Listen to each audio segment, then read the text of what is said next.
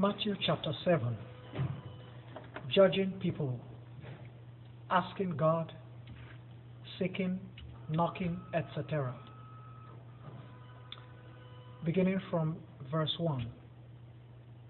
You shall not judge people, so that the Lord God shall likewise not judge you. For the Lord God will judge you precisely as you judge the people, and he will apply to you the precise standards you apply to the people.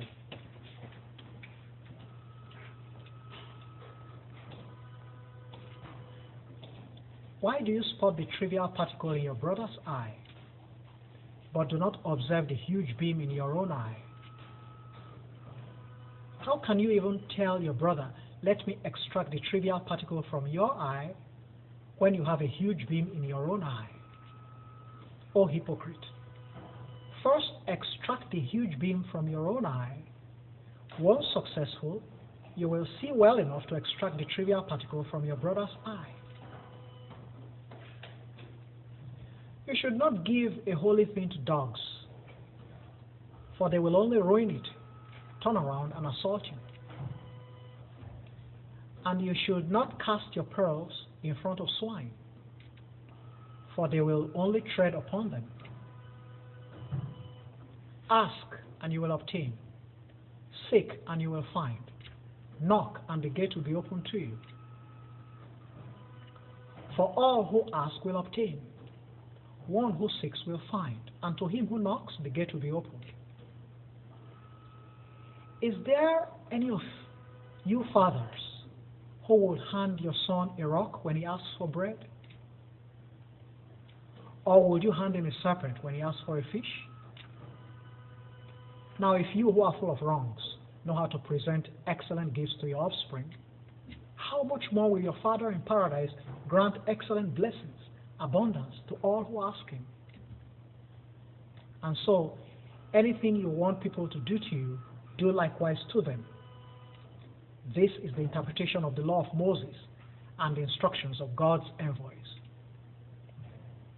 Proceed and go in through the narrow door, for the door leading to doom is broad, and broad likewise is the way that ends in ruin, and there are many people who journey on it. But the door to everlasting life is narrow, and the doorway to it is difficult, and very few are the people who eventually find it. Keep watch for false teachers and envoys.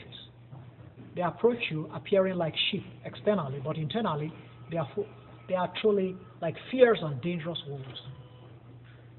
By their fruits, by their actions, you will know them. Do farmers harvest grapes from thorn bushes or figs from prickly briars? But every decent tree produces decent fruit, and a corrupt tree produces corrupt fruit. A decent tree cannot produce corrupt fruit, nor can a corrupt tree produce decent fruit.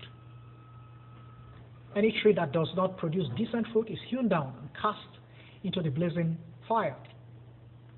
And thus, you will know the false teachers and envoys by their fruits, by their actions. Not everyone who calls me Master, Master will proceed into the monarchy of heaven, but only those who act in accordance with the will of my Father in heaven. On the day of judgment, many people will call me saying, Master, Master, have we not delivered the divine message in your name, expelled evil spirits in your name, and performed amazing miracles in your name? And then I will tell them, I never knew you. Depart from my presence, you evildoers. And so, anyone who listens to these teachings of mine and acts accordingly, I will liken him to a sage who established his residence on the rock. And there was a heavy downpour with great floods. The raging tempest blew hard and moved past the residence. But it stood and did not collapse, for it was well established on the rock. But whoever listens to these teachings of mine and fails to act accordingly is like an idiot who established his residence on the sand. and there was a heavy downpour with great floods. The raging tempest blew hard and moved past the residence. It failed and collapsed, and terrible was its downfall. When Jesus concluded his instructions, the throngs marveled at his personality and powers of teaching, for he instructed them with full authority, unlike the smaller authorities of the law.